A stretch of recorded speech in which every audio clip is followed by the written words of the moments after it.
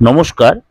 আজকে সংখ্যাতত্ত্ব অনুযায়ী সারাটা দিন কেমন যাবে, অর্থাৎ 1 থেকে 9 মূলাঙ্ক, সেই অনুযায়ী আপনার সারাটা দিন কেমন। কবে? 17 জুন 2025 মঙ্গলবার সারাটা দিন।